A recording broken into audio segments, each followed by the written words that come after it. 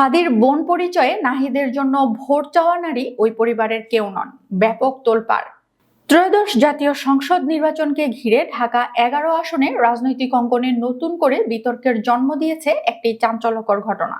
জুলাই বিপ্লবের অন্যতম শহীদ ওসমান হাদির বোন পরিচয়ে এক নারী জনসমক্ষে নাহিদ ইসলামের পক্ষে ভোট চাওয়ার পর বিষয়টি নিয়ে সামাজিক ও রাজনৈতিক মহলে ব্যাপক আলোচনা শুরু হয়েছে। তবে শহীদ হাদির পরিবার স্পষ্টভাবে এই দাবিকে মিথ্যা ও বিভ্রান্তিকর বলে প্রত্যাখ্যান করেছেন।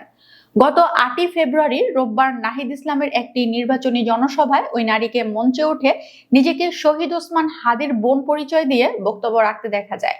তিনি সেখানে উপস্থিত জনতার উদ্দেশ্যে নাহিদ ইসলামের পক্ষে ভোট প্রার্থনা করেন।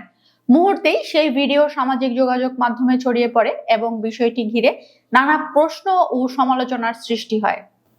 ঘটনার পরপরই শহীদ পরিবারের পক্ষ থেকে কঠোর প্রতিবাদ জানানো হয়। ইনকিলাব মঞ্চের সদস্য সচিব আব্দুল্লাহ আল জাবের সামাজিক যোগাযোগ মাধ্যমে দেওয়া এক স্ট্যাটাসে জানান, তিনি ব্যক্তিগতভাবে শহীদ ওসমান হাদির পরিবারের সঙ্গে কথা বলেছেন এবং নিশ্চিত হয়েছেন যে ওই নারী হাদির 3 বোনের কেউ নন। তিনি অভিযোগ করেন, শহীদ পরিবারের আবেগ ও আত্মত্যাগকে রাজনৈতিক উদ্দেশ্যে ব্যবহার করার অপচেষ্টা এটি।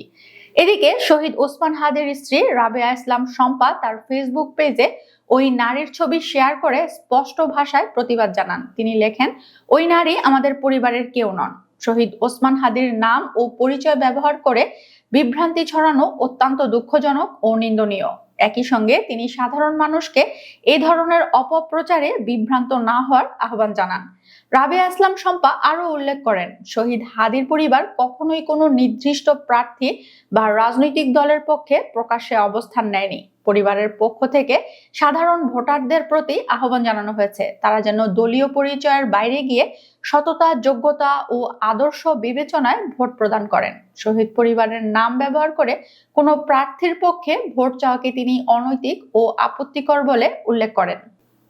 অন্যদিকে এই ঘটনায় নাহিদ ইসলামের প্রচার শিবিরের পক্ষ থেকে এখন পর্যন্ত কোনো আনুষ্ঠানিক ব্যাখ্যা বা বিবৃতি পাওয়া যায়নি। বিষয়টি নিয়ে নীরবতা থাকায় বিতর্ক আরো ঘনীভূত হচ্ছে বলে মনে করছেন রাজনৈতিক বিশ্লেষকরা। শহীদ ওসমান হাদির পরিবার এই ঘটনার সুষ্ঠু তদন্ত ও দায়ীদের জবাবদিহিতার দাবি জানিয়েছেন। তাদের মতে শহীদদের আত্মত্যাগকে রাজনৈতিক স্বার্থে ব্যবহার করা শুধু অনৈতিক নয়, বরং তা জাতির সঙ্গে প্রতারণার শামিল। নির্বাচনকে কেন্দ্র করে এই ধরনের বিভ্রান্তিকর কর্মকাণ্ড বন্ধে সংশ্লিষ্ট কর্তৃপক্ষের দ্রুত পদক্ষেপ নেওয়ার দাবি জানিয়েছেন তারা।